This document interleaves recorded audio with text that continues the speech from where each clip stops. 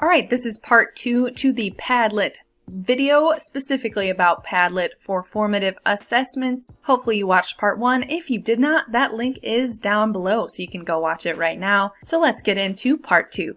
And then this is our Padlet. We can make a new post down here.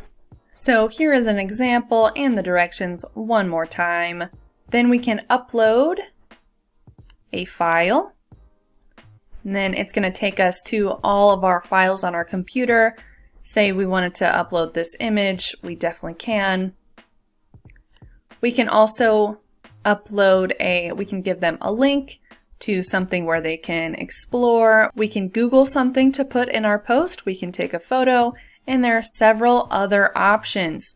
We can also put in GIFs, and we can put in any of these things. If we wanted to put in another Padlet, we could do that. If we wanted to open a video recorder, we could video ourselves and put it in the Padlet. If we wanted to add our location, we can definitely do that. There are tons of fun things you can do with this add feature. I will say some students are not great at navigating all of the different resources that come with computers. So you know your students best.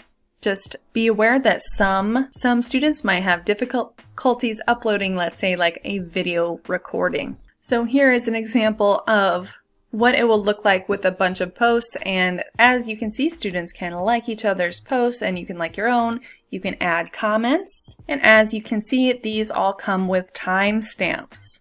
And as you probably saw, the way you make a new post is by this little pink button over here. And you can, of course, delete posts. If you want to get back to the settings, there's this little tool gear up here. You can also share this Padlet. It'll give you access. You can invite members. You can keep this a secret Padlet. You can change the privacy. Maybe we want it password protected. Maybe we want it members only. Maybe we want it public. There are a lot of options. Let's pick a password. And then the visitor permissions they can write on the Padlet. This is very important that the students who have access to your Padlet can write. So let's save that. All right, and then we can copy our link to our Padlet. We can even get a QR code where students can scan with their phones. We can email it to our students, etc. Here's where it gets pretty handy for formative assessments. You can save this Padlet as an image.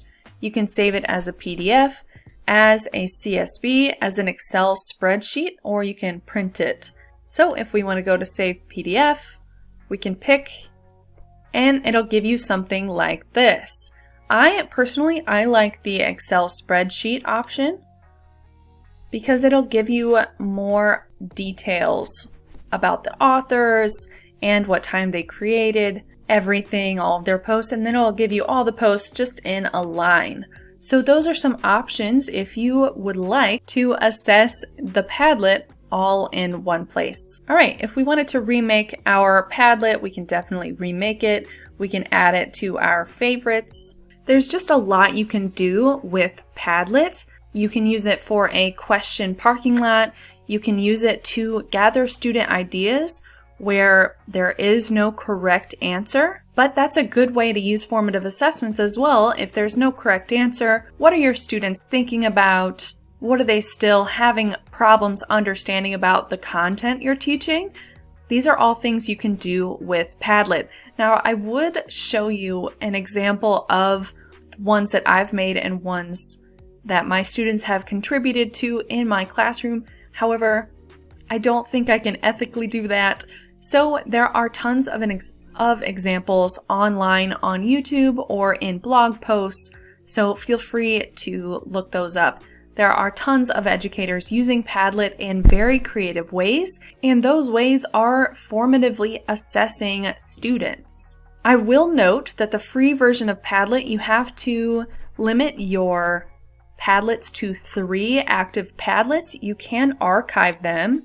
If I wanted to archive this Padlet, I can make a new one, and then my archived Padlets are all here in my archived little section. And then I have my liked Padlets, my shared Padlets, my Padlets that I've made, and the recent Padlets that I've opened, all in this little sidebar. Oh, here's some. So I've never actually clicked on this button before. I probably should have, because here are some examples of Padlets in your gallery. Let's see what this one looks like. So here is what it might look like after it's all done. So here's what a Padlet might look like when it's done. You can scroll through and see everyone's answers. If we allowed comments, the students would be able to comment and like and share their thoughts on each of these little posts. So you can definitely explore the gallery to get an idea of what other people are doing as well. So hopefully you enjoyed this video. Maybe you learned something, maybe you didn't, I don't know. Comment down below something you want me to talk about in future videos, or maybe you just want to drop us a like. That would be fantastic too. Make sure to subscribe to all of the New York City Department of Education's YouTube channels so that you never miss a video. Thank you so much for watching, and we will see you next time.